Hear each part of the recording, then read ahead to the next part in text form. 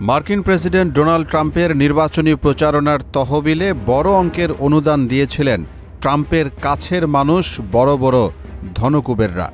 এমনকি ট্রাম্পের নির্বাচনী প্রচারণায় সরাসরি অংশ নিয়েছিলেন তাদের কেউ কেউ।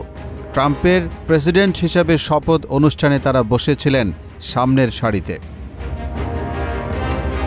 এসবের পিছনের একটাই কারণ ছিল, যাতে তারা ব্যবসায়িকভাবে লাভবান হতে পারে। কিন্তু প্রেসিডেন্ট হয়ে ট্রাম্প যেসব নীতি গ্রহণ করেছেন, তাতে সেই দাতারাও লাভের পরিবর্তে উল্টো হারাচ্ছেন রেকর্ড পরিমাণ বিলিয়ন বিলিয়ন ডলার, যাদের মধ্যে রয়েছে Meta CEO Mark Zuckerberg, Apple CEO Tim Cook, Google CEO Sundar Pichai, Tesla CEO Elon Musk ও অ্যামাজন প্রতিষ্ঠাতা জেফ বেজোসের প্রতিষ্ঠানও।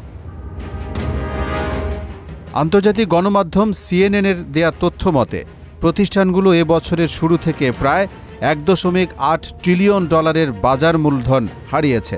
তাতে যেন হিতে বিপরীত হয়েছে বিশ্বের নামকরা সব কোম্পানিগুলোর মালিকদের জন্য।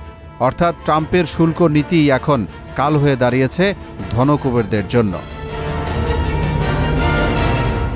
ট্রাম্পের শুল্ক নীতির ফাঁদে পড়েছেন যারা, তাদের একজন ট্রাম্পের সবচেয়ে কাছের বিশ্বের সেরা ধনকুবের ইলন মাস্ক, যিনি $290 কোটি অনুদান দিয়েছিলেন নির্বাচনের প্রচারণায়। সিএনএন জানিয়েছে, ইলন মাস্কই একমাত্র ক্ষতিগ্রস্ত ব্যবসায়ী নন। এ তালিকায় রয়েছে আরও বেশ কিছু বড় বড় নাম। নির্বাচনী প্রচারণা সহ বিভিন্ন ক্ষেত্রে যারা ট্রাম্পকে অর্থ দিয়ে সহযোগিতা করেছে, দিন দিন তাদের সম্পদের পরিমাণ এখন কমছে। ব্লুমবার্গের তথ্য অনুযায়ী চলতি বছরের শুরু থেকে এ পর্যন্ত বেজোসের মোট সম্পদের পরিমাণ কমেছে $4,720 কোটি। অ্যামাজনের শেয়ার 13% দর হারিয়েছে। কোম্পানির ভ্যালুয়েশন কমেছে $316.8 বিলিয়ন। আরেক বিখ্যাত প্রযুক্তি কোম্পানি গুগলের শেয়ারের দাম এখন পর্যন্ত কমেছে 16.2%। চলতি বছরের শুরু থেকে অ্যাপলের শেয়ারের দাম 18.5% কমেছে। বাজার মূলধন কমেছে $684 বিলিয়ন কোটি।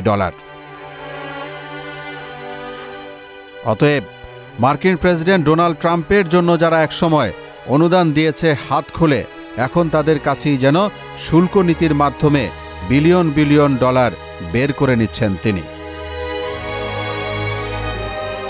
মোহাম্মদ ওয়ালিউল্লাহ, মোহনা ডিজিটাল।